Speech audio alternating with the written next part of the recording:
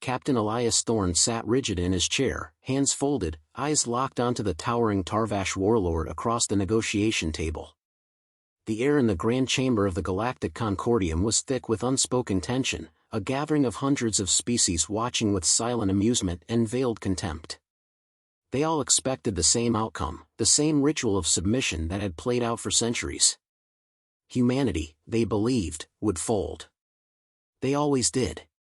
Every species that had joined the Concordium had been forced into its carefully managed cycle of war and diplomacy, stripped of their fire, broken down into compliance. But humans were different. Thorne knew it. The moment he walked into this room, he could feel it, the weight of expectation pressing down on him like a planetary gravity well, daring him to disappoint, to crumble, to fall in line with the game they had designed. The Tarvash High Warlord Karash leaned forward, his scaled lips curling into something that almost resembled a smirk. "Your kind should be grateful," he sneered, his deep voice reverberating through the chamber. "We offer you peace despite your losses. Your fleet's shattered, your colonies burned. We are merciful, more than you deserve." The murmurs rippled through the assembly, low whispers exchanged between alien dignitaries. They were enjoying this. Watching the broken remnants of humanity forced to its knees. Thorne exhaled slowly, fingers flexing against the polished surface of the table. He could feel the weight of every human in the room, the tension radiating from his delegation like a coiled spring ready to snap. He did not flinch, did not react to the warlord's condescension. Instead, he reached forward, gripping the treaty placed before him, lifting the parchment as if truly considering it. The Tarvash smiled wider, believing his victory assured. Then, without warning, Thorne tore it in half. The sound echoed like a gunshot. Gasps filled the chamber, a wave of shock rippling through the gathered species. The Tarvash warlord's eyes widened in sheer disbelief, his smirk vanishing as rage twisted his features. "You dare!" Thorne stood, his chair scraping against the floor as he straightened to his full height. His voice was calm, but there was an undeniable steel in it. "Do you think we came here to beg?"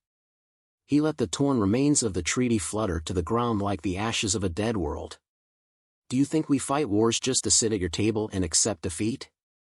His gaze swept the assembly, burning into them. "Every single one of you, every species in this room, believes war is a game. That you can wage your little conflicts, negotiate, withdraw, and return to the cycle. You think it's civilized." His voice hardened, each word slicing through the silence like a blade. "War is not a game. It is annihilation. It is victory or death. And humanity does not fight unless we intend to win." The room was frozen, stunned into complete silence.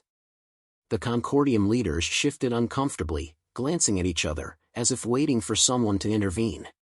No one did. The Tarvash warlord slammed a fist against the table, the impact cracking the surface. "You are a fool, human," he snarled. "Your kind will be wiped from existence." Thorne smiled then, but there was nothing friendly in it. "Then you should have finished the job when you had the chance." He turned on his heel, walking away without another word. His delegation followed without hesitation, leaving behind a stunned, horrified audience. The doors to the chamber slammed shut behind them, sealing their fate. War had been declared, not with proclamations, not with threats, but with a simple, final rejection of the game. The Concordium's worst nightmare had just begun. The silence in the grand chamber did not last long. As soon as the doors shut behind Thorne and his delegation, the room erupted into chaos. Concordium officials scrambled to contain the fallout, voices overlapping in a cacophony of disbelief, rage, and panic. No species had ever walked away from peace talks. No war had ever been fought without an eventual return to the negotiating table. Until now. The Tarvash warlord's fists clenched so tightly his claws cut into the metal table, his fury barely contained. They refuse peace? Then they will know extinction. His advisors murmured their approval, but there was something else: hesitation, uncertainty. Humanity was an unknown variable. Dangerous. Unpredictable. And now, unchecked. The Concordium High Chancellor raised a trembling hand, her normally serene expression marred by unease. We cannot allow this to escalate beyond control. The humans must be brought back into compliance. If they reject diplomacy, we must force them to the table. A dozen other species murmured in agreement, but a few remained silent, their gazes locked on the empty space where Thorn had once stood. They had seen something in his eyes that the others hadn't. Something terrifying. The realization that humanity did not fear war. They welcomed it. Outside the chamber, Thorn moved with purpose, his steps sharp, deliberate. His officers kept pace, their faces grim. A younger diplomat, one of the few still clinging to hope, dared to speak. "Sir, what if they call our bluff?" The Concordium, Thorn cut him off with a look, his voice calm but final. It wasn't a bluff. The words sent a chill through the group. There was no hesitation, no uncertainty. Humanity had already made its choice. By the time they reached their transport, the war had already begun. The Tarvash wasted no time, issuing an immediate declaration of hostilities. Their fleets moved with the speed of a species accustomed to victory, mobilizing along the outer colonies, expecting a conventional response. They were used to wars fought in controlled bursts, skirmishes that played by established rules. Humanity did not fight like that. They did not waste time with posturing or prolonged maneuvers. They struck like predators, swift and merciless. The first engagement took place in the Juno system, a remote outpost on the edge of contested space. The Tarvash fleet arrived expecting resistance, expecting human ships to meet them in battle. Instead, they found silence. No defenses. No response. Confusion rippled through their ranks until the first ship simply disappeared from their formation. No explosion. No debris. Just gone. Panic set in. Then another. Then another. In less than a minute, 6 warships had vanished without a trace. Sensors detected nothing. The Tarvash commanders shouted conflicting orders, trying to regroup, trying to find an enemy they could not see. Then the first transmission came through. A single voice. "Thorns. You've spent centuries fighting wars with rules. You've never faced one without them." The message cut off. Then the real slaughter began. Humanity had never fought a war like this before, not because they were incapable, but because they had never needed to. But now, there were no restrictions. No treaties. No moral limitations imposed by a governing body that sought to manage conflict rather than end it. AI-driven hunter-killer drones, cloaked in electromagnetic silence, moved through the Tarvash fleet like ghosts, breaching hulls, overriding command systems, venting entire crews into the void before vanishing into nothingness. Kinetic bombardments followed, not targeting ships but entire planets, orbital strikes reducing supply chains, communication hubs, and military installations to ruin before the Tarvash even realized they were under attack. By the time they sent a distress signal to the Concordium, the Juno system was gone. The news spread through the galaxy like wildfire. The Concordium called for an immediate emergency summit, demanding intervention, but the fear had already begun to take root. The Tarvash had been the dominant war power for centuries, their fleets unmatched, their military doctrine unchallenged. But now, they were losing. Not in battles, there were no battles. Humanity did not engage. They eradicated. Thorn stood aboard the bridge of the UNS Ares, watching the latest reports with cold calculation. He had no pleasure in this. No satisfaction. But there was no regret either. The Tarvash had drawn first blood. They had expected submission, expected another species to fall in line with the Concordium's carefully orchestrated game. But they had made a fatal mistake. They had never studied history. Never looked beyond their own star systems to understand the species they had provoked. Humanity had spent millennia perfecting the art of war. The Tarvash homeworld was next. The moment the Tarvash realized humanity did not fight for concessions, but for extermination, the war changed. Not in the way the Concordium had expected. Not in the way the Tarvash had ever prepared for. It was not a war of attrition, nor a struggle for dominance. It was the cold, calculated dismantling of an empire. A systematic execution. A sentence long overdue. The Tarvash fleets, accustomed to predictable engagements and controlled retreats, found themselves facing an enemy that did not retreat, did not negotiate, did not pause to allow for counterattacks. They attacked without pattern, without mercy. They did not seek victories, they delivered annihilation. It was never an invasion. It was an extinction event. The Tarvash homeworld, Dathka, sat in the heart of their empire, a fortress world surrounded by orbital defense platforms and battle fleets larger than any humanity had yet faced. But defenses only mattered if the enemy intended to meet them in battle. Humanity did not. The first sign of their arrival was the sudden blackout of every satellite in orbit, every relay station, every deep space scanner. The Tarvash commanders scrambled to assess the situation, their systems showing nothing but dead space where humanity's fleet should have been. Then, the bombardment began. The first impact came not from an energy weapon or missile strike, but from something far worse. A single metallic object, a seemingly harmless probe, drifted into Tarvash orbit, ignored by their defensive grid. It pulsed once, an almost imperceptible signal, before detonating in a silent explosion of electromagnetic force.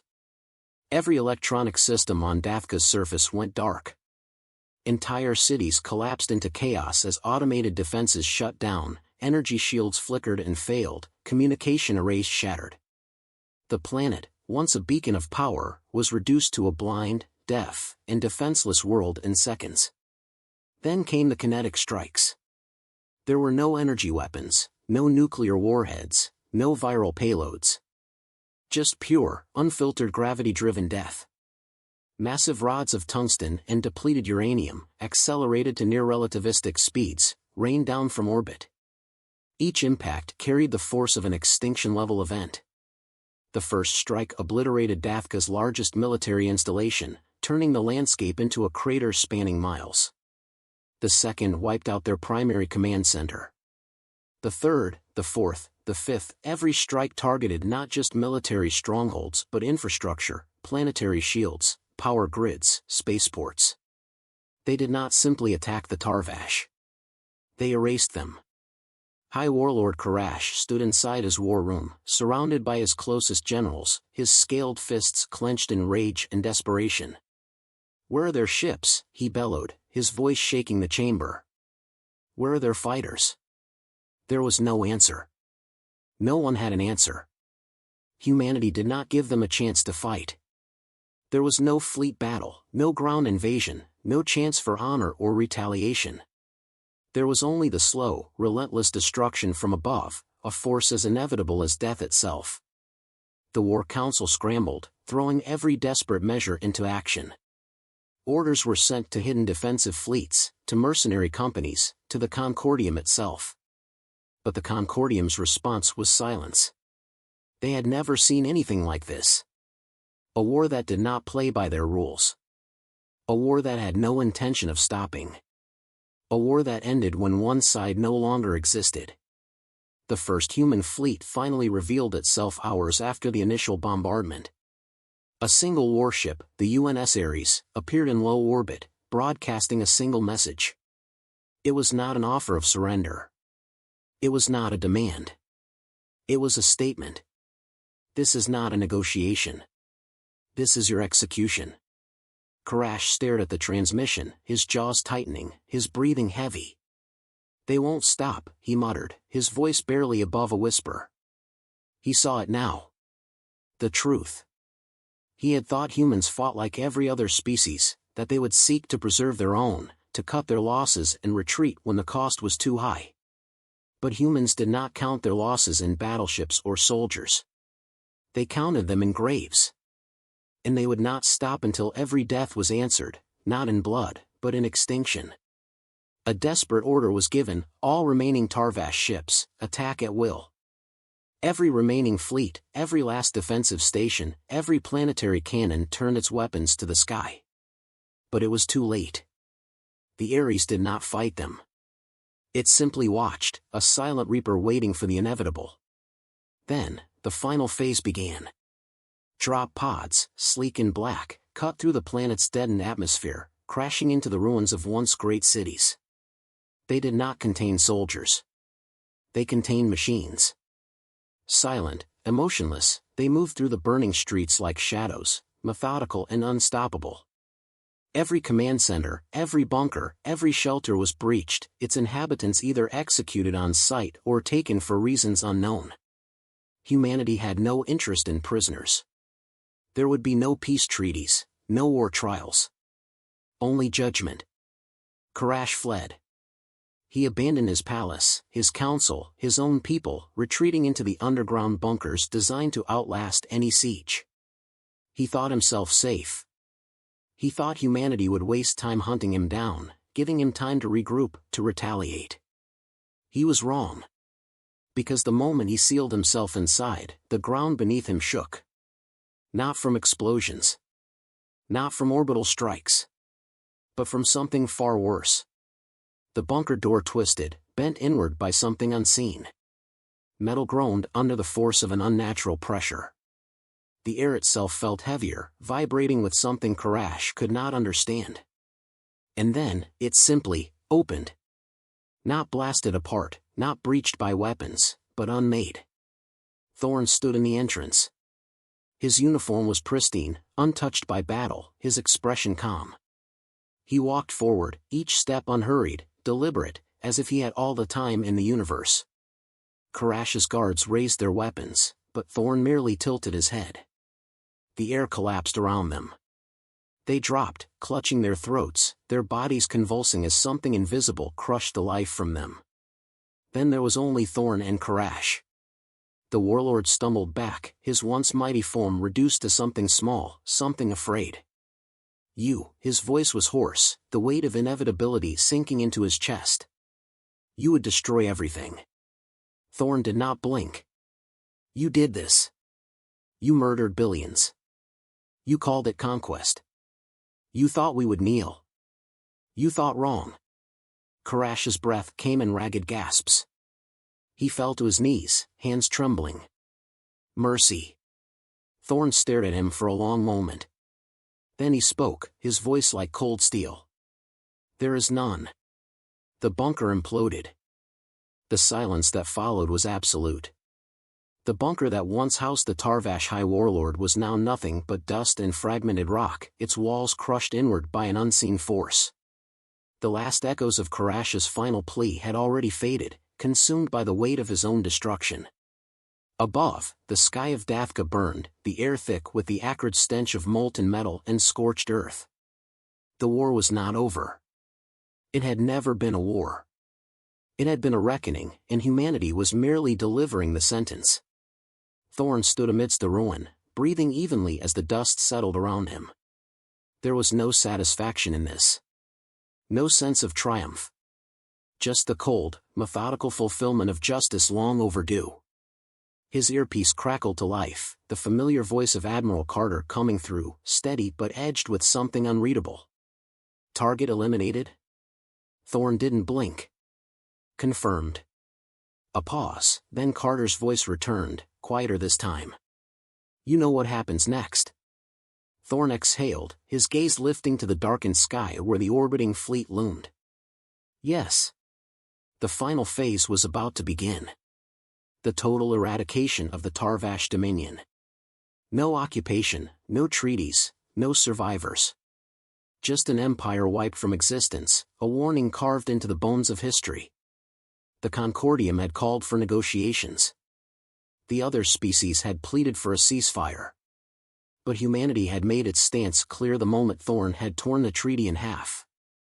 There would be no peace. Only finality.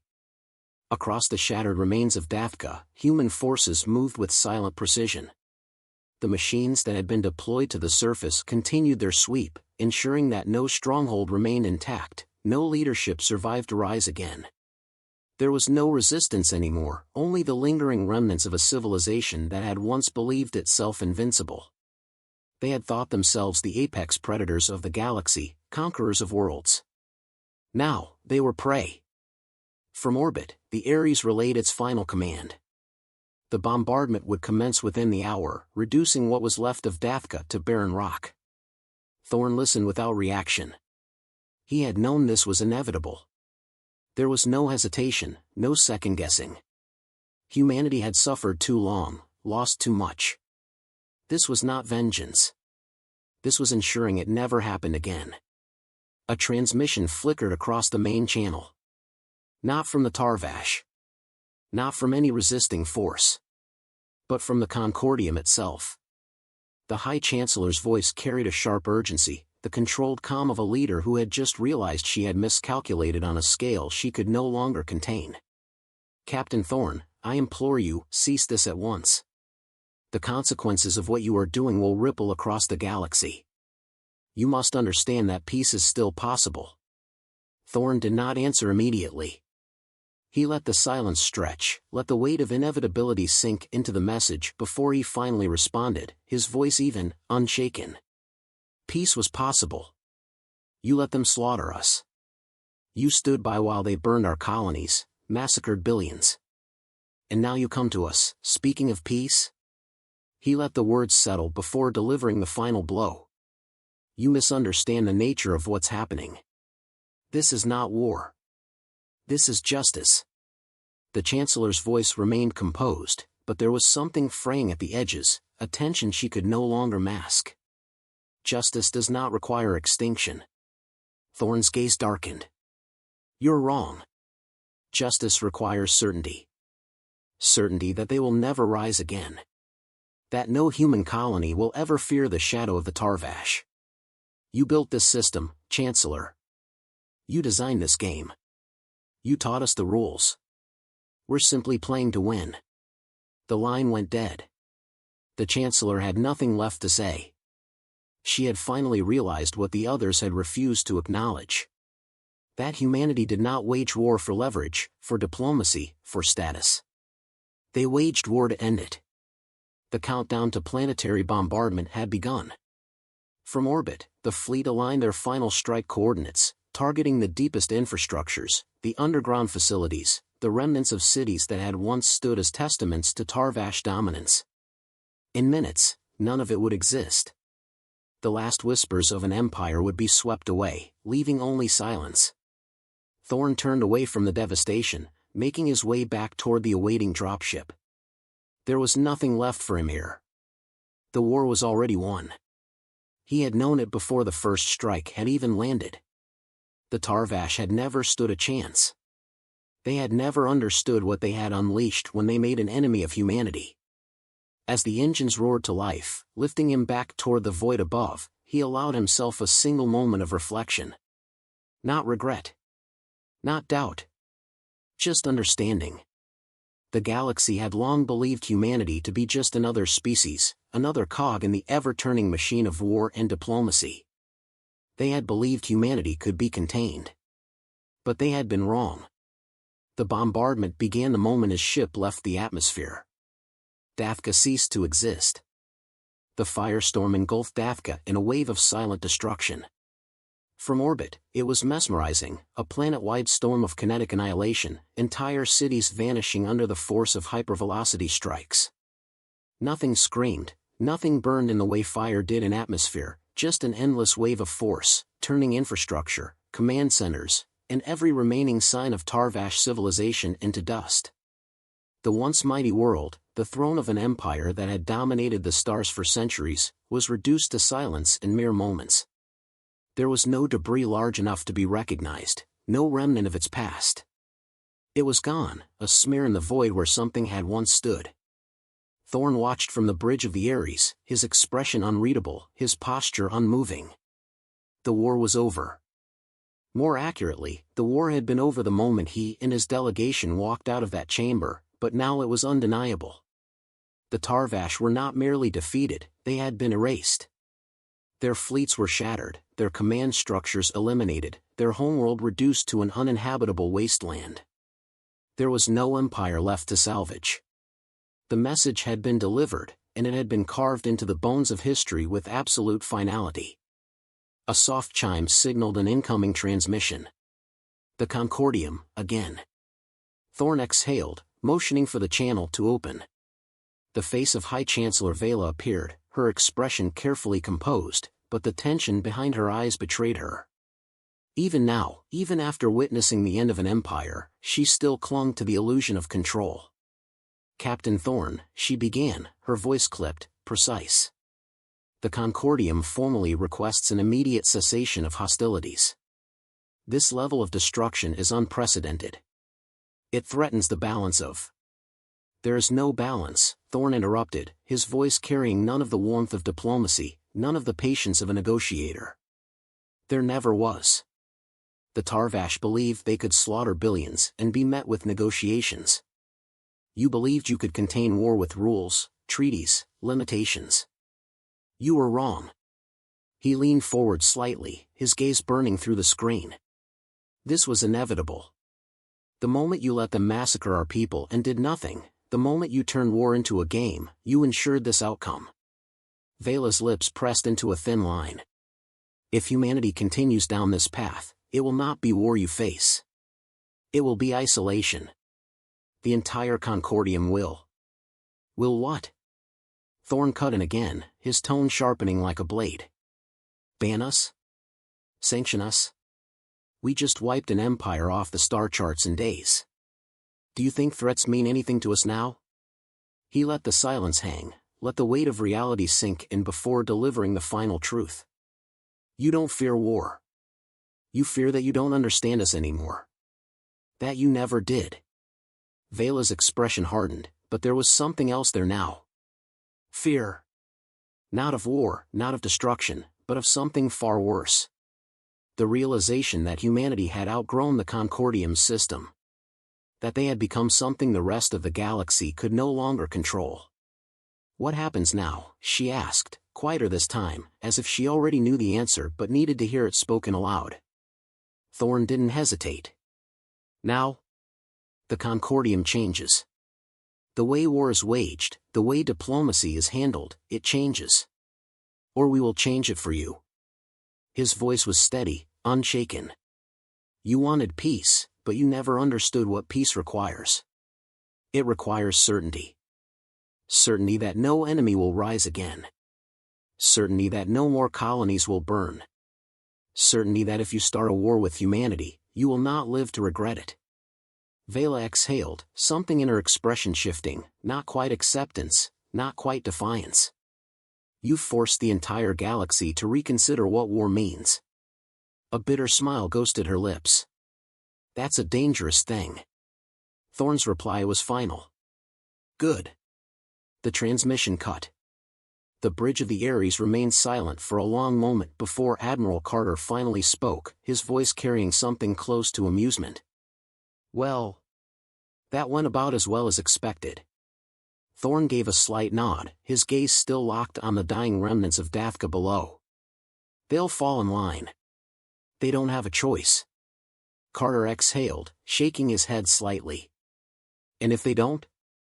Thorn turned, meeting his gaze with unwavering certainty. "Then we teach them the same lesson." There was nothing else to be said. The war was over, but its consequences had only just begun. The Concordium, the great galactic order that had dictated the rules of war for centuries, had been shattered not by weapons, not by fleets, but by the realization that their system was a lie. That true power belonged not to those who controlled war, but to those who ended it. And humanity? Humanity had proven that they did not fight for survival, for status, for territory. They fought for something far greater. They fought to win.